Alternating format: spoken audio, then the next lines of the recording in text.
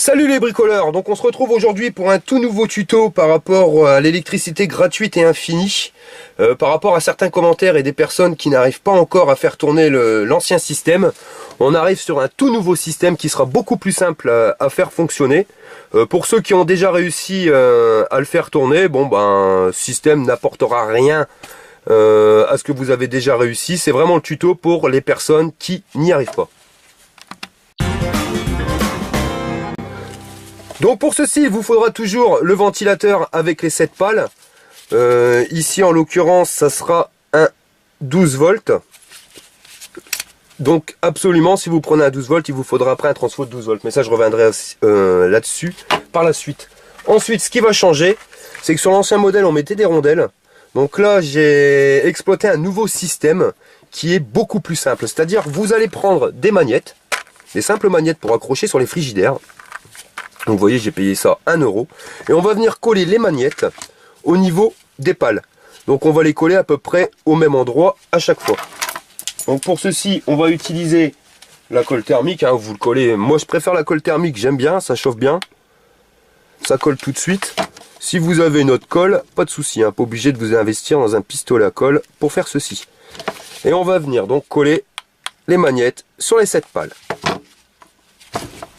Voilà, donc je viens de finir de coller les magnettes directement sur les pales. Donc vous voyez, chaque pale a un magnète.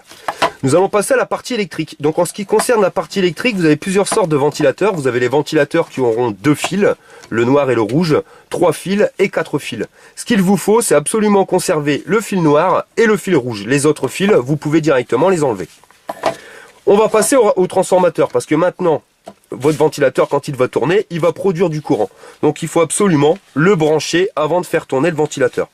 Au niveau du transformateur, moi j'ai pris un transformateur donc 12 volts, 1000 mA alternatif. Donc à savoir que plus votre transformateur sera puissant en termes de sortie, en intensité, donc là on a 1000 mA, plus vous allez monter en intensité, plus vous allez pouvoir développer de courant pour pouvoir en profiter.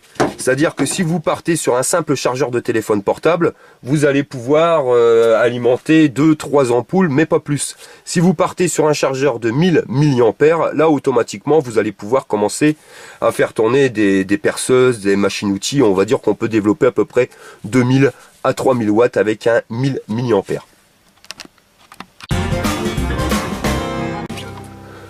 Votre transformateur, vous allez le raccorder directement à une multiprise.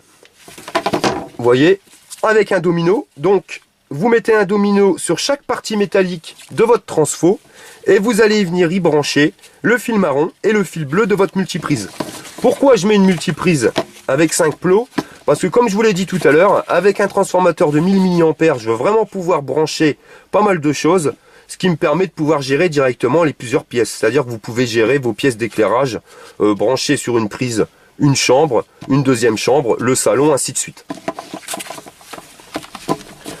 Petite astuce, il y a beaucoup de gens qui m'ont mis en commentaire au niveau de l'arrêt du ventilateur. Ou pour arrêter le ventilateur, vous décollez l'aimant, arrêtez, vous n'allez pas à chaque fois faire chauffer le pistolet à colle pour mettre en route votre système. Il suffit tout simplement de mettre un interrupteur, vous voyez, avant l'entrée du transformateur. Et ça, on va venir directement le raccorder sur notre ventilateur. Donc vous sortez du ventilateur avec le fil noir et le fil rouge et vous allez rentrer dans un interrupteur avant de rentrer dans votre transfo. Comme ça, quand vous voulez arrêter le courant, vous éteignez tout simplement le bouton et ça va stopper le courant au niveau de votre multiprise. Bien sûr, votre ventilateur continuera à tourner, mais de toute façon, comme ça consomme rien, à la limite, on s'en fout. Donc voilà, je viens de raccorder directement le ventilateur à mon interrupteur qui est raccordé à mon transformateur. Je vais maintenant venir mettre de la gaine thermo. Pourquoi la gaine thermo? Tout simplement pour éviter les faux contacts. Voilà. Autant qu'on le fasse directement pour que ça dure. Et la gaine thermo, vous le chauffez et ça se rétracte. Bon, vous mettez de la gaine thermo, vous mettez du Chatterton, ce que vous voulez. Le principal, c'est vraiment d'isoler les deux parties pour pas qu'ils fassent contact. Je tiens à préciser, par rapport à certains commentaires de personnes sur Facebook ou sur YouTube, il est impératif, avant de faire tourner le moteur, de raccorder le transformateur et d'isoler le transformateur. C'est-à-dire de déjà le mettre sur une multiprise. De ne pas laisser les deux parties métalliques mal. sans isolation. Pourquoi? Parce qu'à partir du moment où vous allez faire tourner votre moteur, là il va produire du courant. Et après vous risquez de prendre un coup de jus. Donc il y a toutes les personnes qui malheureusement m'ont mis en commentaire comme quoi s'était pris un coup de jus quand le moteur s'était mis en route. Si vous regardez bien les premières vidéos, je le stipule bien, donc c'est pour ça que je le mentionne à nouveau. Faites attention, isolez bien la partie électrique avant de faire tourner le moteur pour votre sécurité. Nous allons donc passer au collage des aimants sur le côté du ventilateur pour pouvoir donc créer un champ magnétique afin de faire tourner ce dit ventilateur.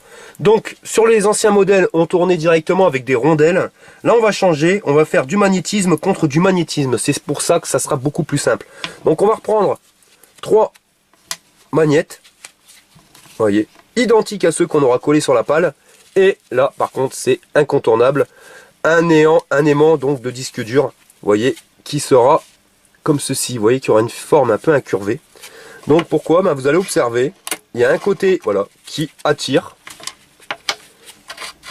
et un côté qui repousse. Donc là le côté qui repousse et là le côté qui attire. Et c'est grâce à cet aimant là qu'on va créer une rotation.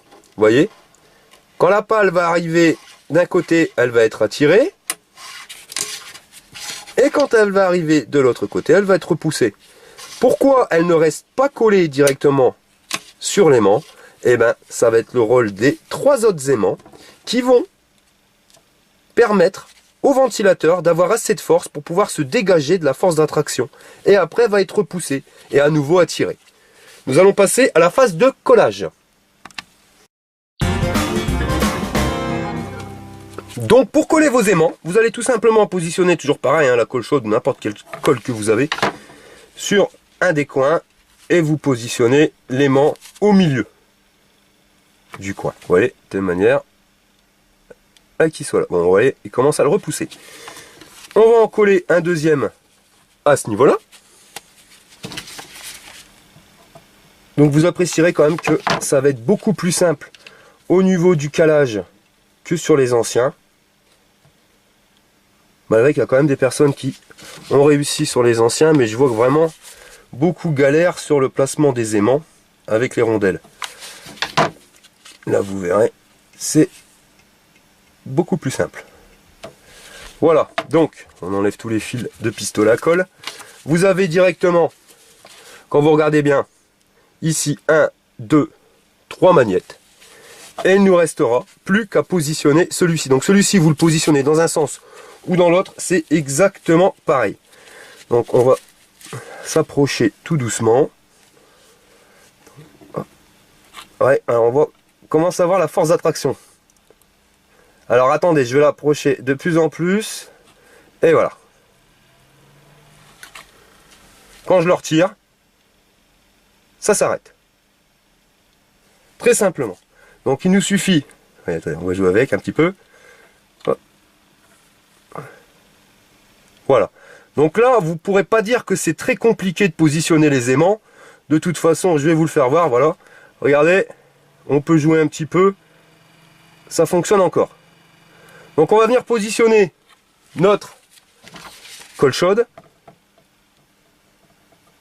Voilà. Et on vient remettre directement l'aimant. Voilà. Et voici. Vous voyez, notre ventilateur tourne parfaitement. Alors ça, c'est le petit souci du ventilateur, c'est quand il est lancé. Bon, vous embêtez pas. Un petit coup de pistolet à colle. Et il bouge plus.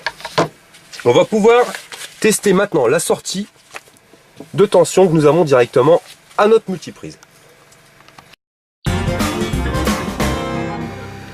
Donc voilà, pour vous faire voir la démonstration de la puissance qu'on peut trouver directement avec ce système de ventilateur, j'ai fabriqué un système. Donc vous voyez, je vous ai mis 12 ampoules halogènes. Ampoules, je sais pas si on le voit bien. Voilà, donc 42 watts.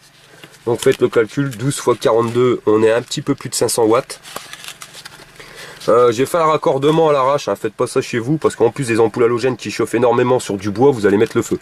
C'est vraiment pour vous faire voir l'utilité de ce système. Donc on va le brancher directement sur la multiprise. Voilà. Je vais vous le poser comme on peut. Ah ouais, on peut tout sur la vidéo. Ouais, je vais le tenir. Donc là, vous allez me dire, mais ça s'allume pas. Bah oui, tout simplement. Pourquoi? Parce que je n'ai pas allumé l'interrupteur. Donc là, je vais mettre en route l'interrupteur. Vous voyez, le moteur ne ralentit pas. Je vais pas l'éclairer parce que vous allez en prendre. On va pas bien voir à la vidéo. Le moteur tourne toujours. Et là, vous avez la lumière qui fonctionne. Donc on est bien à 500 watts, je le précise. Donc je vais vous faire voir un petit test qui est assez rigolo. C'est vous allez voir quand je vais ralentir le moteur du ventilateur, et ben, le niveau va descendre. Regardez, je ralentis. Voilà, c'est marrant. De toute façon, je vais accélérer. Et voilà. Donc système fonctionne. Là vous avez vu, je viens de vous brancher 500 watts de lumière et je vais rajouter. Donc là on est sur un décapeur thermique 2000 watts.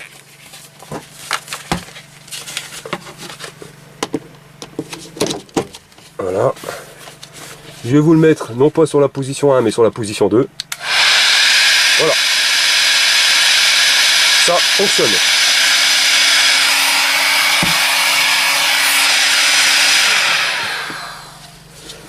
Donc j'ai eu sur internet des personnes qui m'ont dit oui mais ce système n'est pas infini parce que le magnétisme des aimants c'est garanti 300 ans, au bout de 300 ans ça ne fonctionne plus.